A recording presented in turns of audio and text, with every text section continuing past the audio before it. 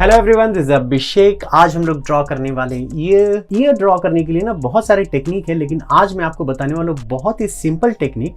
और इसके लिए ना मैंने रेफरेंस लिया है। रेफरेंस भी एक ऐसा लिया है ना जिसमें आपको प्रॉपर एक शेडो पता चले, लाइट डायरेक्शन पता चले, डेप्थ पता चले। तो ये हर चीज़ें इस रेफरेंस में है। अब इसका लाइन ऑफ एक्शन कैसा है, कैसे हम लोग आखिर इसको हम पेपर पे उतार सकते हैं, ये सब हम लोग आज जानने वाले हैं। तो सबसे पहले हमें क्या करना पड़ेगा, इसके लिए लेना पड़ेगा एक पेंसिल। पेंसिल के बाद फिर क्या करना है हमें कि एक प्रोपोर्शन, उसका एंगल जो है ना वो आपको देखना है कि एंगल किस तरीके से है। जैसे यहाँ पे देख रहे हो कि स्लांट है ना, तो वो स्लांट लाइन जो है ना वो आपको पेपर पे बना लेना है। जो भी आप देख रहे हो ना, अब कैसे हम लोगों ने रेक्टेंगल की प्रैक्टिस किया था इनिशियल डेज में, तो ये जो बॉक्सेस हैं वो सबका प्रैक्टिस जो है ना हम लोगों ने किया था। अब उसका आउटपुट आने की टाइम आ गया। तो यहाँ पे देख रहे हो कि अब इसको हम लोगों ने पार्ट में बांटा है।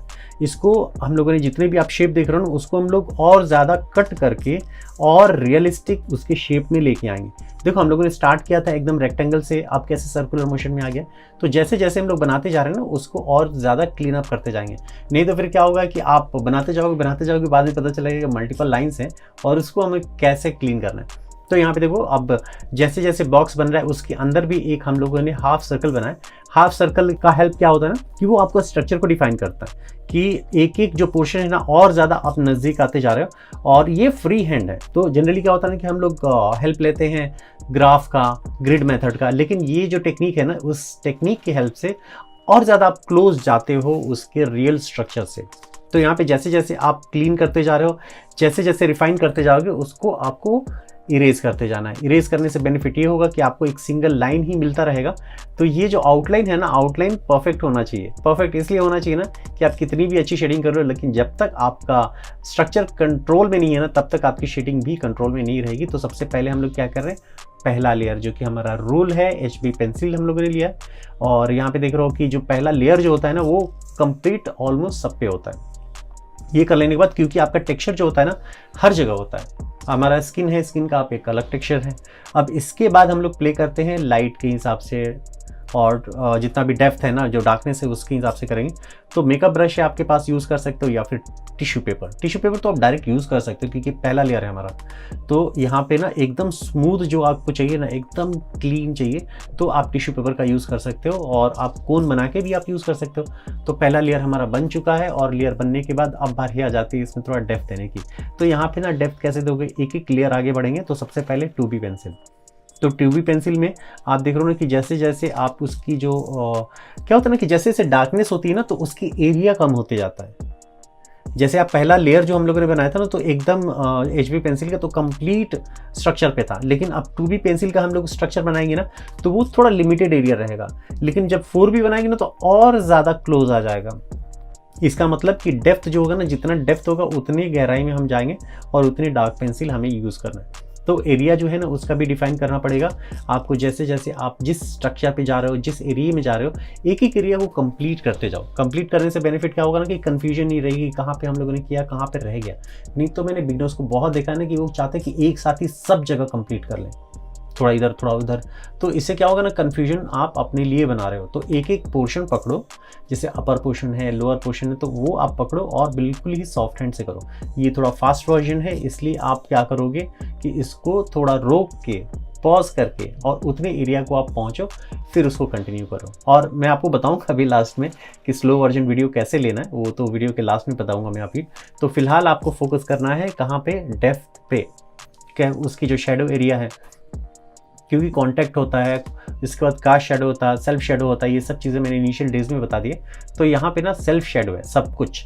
तो यहाँ पे अभी डेप्थ हम लोग देख रहे हैं यहाँ पे, क्योंकि सबसे ज़्यादा जो ईयर का होल होता है तो वहाँ पे डेप्थ होता है, सबसे ज़्यादा गहराई होती है। जितनी ज़्यादा गहराई होगी वहाँ पे ना लाइट पहुँच नहीं पाता है, और जहाँ पे लाइट नहीं पहुँचता वहाँ हमें डार्क करना होता है, तभी हमें और ज़्यादा रियलिस्टिक लुक आता है। तो यहाँ पे देख रहे हो ना कि उसका सराउंडिंग भी ड्रॉ करना ज़रूरी है। एक आउटलाइन जो है उसको भी हमें डार्क कर लेना है, जिससे कि आपका फीचर जो है ना वो कंप्लीट हो जाए। तो ये हमारा पहला और दूसरा लेयर जो है ना, दूसरा लेयर भी ऑलमोस्ट कंप्लीट हो चुका है। तो हम लोग अब बैकग्राउंड जो है, बैकग्राउंड जहाँ पे हेयर रहता है, तो हेयर भी हमें वहाँ पे ड्रॉ कर लेना चाहिए। और इसके बाद अगर आप चाहते हो कि एकदम स्मूथ ब्लेंडिंग के लिए, तो आप पेपर स्टैम्प पे आपके पास तो यूज़ कर सकते हो, या फिर ईयरबड्स तो हर जगह मिल ही जाता है, तो ईयरबड का आप यूज़ कर सकते हो। अगर आपके पास टिश्यू पेपर है तो टिश्यू पेपर को भी कोन बना के आप यूज़ कर सकते हो। तो ये बहुत क्लोज एरिया होता है, यहाँ पे ना आपको पेपर स्टैम्प है या टिश्यू पेपर है वो वहाँ पे मूव करता है कोन बना के अगर यूज़ करो तो ये कुछ इस तरीके से सॉफ्ट हैंड ही करना है और बिल्कुल ही लाइट करना है। अगर आप कहीं पे भी ज़्यादा प्रेस कर दोगे, ज़्यादा देर तक कर दोगे, मल्टीपल टाइम्स कर दोगे तो कहीं कहीं पैचेज आ जाते हैं, तो पैचेस को अवॉइड करना है आपको।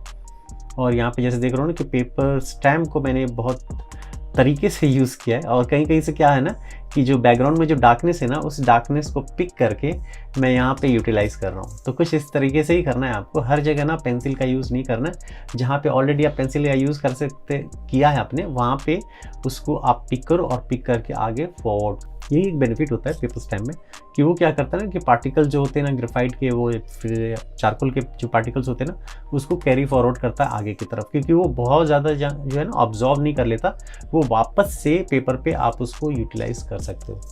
तो ये कुछ इस तरीके से। अब अगर आपके पास 2B पेंसिल के अलावा 4B पेंसिल है तो यहाँ पे आप अब डेप्थ दे सकते हो। यहाँ पे जब आप देख रहे हो ना कि अब बारी आ जाती है और ज़्यादा डेप्थ देने के लिए, तो कुछ इस तरीके से। और जैसे जैसे करते जा रहे हो ना तो उसको ब्लेंड भी करते जाओ, तो हमारा जो फाइनलाइज होता जाएगा। यहाँ पे देख रहे हो जो हम लोगों ने एक इमेज लिया, और इमेज भी मैंने ना ड्राइंग का नहीं लिया है। लोग गलतियाँ यहीं पे करते हैं। पहले क्या होता है ना कि किसी ने अगर मैंने ये ड्रॉ किया तो हो सकता है कि 100% परफेक्ट ना हो, तो आप इसी जो इमेज को मेरे को लोगे ना यहाँ पे, तो फिर क्या होगा ना कि आपका अगर मैंने 90% मैच किया या 80% मैच किया, अब आप जब मैच करोगे तो 60% मैच करोगे, 50% मैच करोगे, उसके बाद जो कोई आपका रेफरेंस लेगा 40% 30%, तो रियलिटी जो होती है ना वो कम होती जाती है। तो यहाँ पे आपको ना हमेशा ही रियलिस्टिक जो है ना इमेज को लेना चाहिए। जैसे अगर आप और ज़्यादा बेटर चाहते हो तो ये जो आपने रियलिस्टिक रेफरेंस लिया है जो कि रियल है, उसको आप क्या करो ब्लैक एंड वाइट में कन्वर्ट करो। कन्वर्ट करने के बाद फिर उसको आप ले लो। तो मैंने यहाँ पे कलर ही लिया है क्योंकि बहुत सारे लोग कलर लेते हैं, तो इसके लिए अगर आप ब्लैक एंड वाइट लोगे तो और ज़्यादा अच्छा है। डिटेल आपको ऐड कर लेना है, और ओवरऑल करने के बाद ना हमें थोड़ा बड़े ब्रश से आप ओवरऑल सॉफ्ट हैंड से उसको मूव कर सकते हैं, रोल ओवर कर सकते हैं उसके ऊपर। इससे क्या होगा ना ब्राइटनेस जो होगी ना बहुत ज़्यादा ब्राइट नहीं रहती और डार्कनेस बहुत ज़्यादा डार्क नहीं रहती। तो यहाँ पे आप डिटेल के लिए ना क्या यूज़ कर सकते हो, कोई भी नॉर्मल पेंसिल यूज़ कर सकते हो। अगर नीडेबल इरेजर तो नीडेबल इरेजर यूज़ कर सकते हो, या फिर आप मोनो इरेजर। मोनो इरेजर नहीं है तो कोई बात नहीं, आप डोम्स के भी आते हैं, अप्सरा के भी आते हैं, उसको भी आप शार्पन करके, क्योंकि उसके जो नीडल होते हैं ना वो बहुत ज़्यादा थिक होते हैं, तो उसको आप कोई भी शार्पनर से ना शार्पन करके उसको आप कुछ इस तरीके से यूज़ कर सकते हो कि जिसमें आपको हाईलाइट प्रॉपर मिले। इसलिए मैंने पहला लेयर जो बनवाया था ना आपसे, वो कंप्लीट हम लोगों ने हर जगह किया था कि बाद में हम इरेज करें ना तो एक अच्छा सा हाईलाइट भी मिल जाए। अकॉर्डिंग टू लाइट हम लोग वहाँ पे लाइट दिखा सकते हैं कि हाँ लाइट इधर से आ रही है और शेडो हम लोगों ने ऐसा कुछ किया। तो ये उसके बाद जैसे मैंने आपको बताया ना कि ब्रश का यूज़ कर सकते हो, क्योंकि हाईलाइट के लिए हम लोगों ने यूज़ किया है इरेजर यूज़ करने के बाद बड़े ब्रश से भी आप करोगे ना तो ज़्यादा अच्छा फॉल ऑफ आता है। और ये फॉल ऑफ आने के बाद ना एक फाइनल टच हो गया हमारा।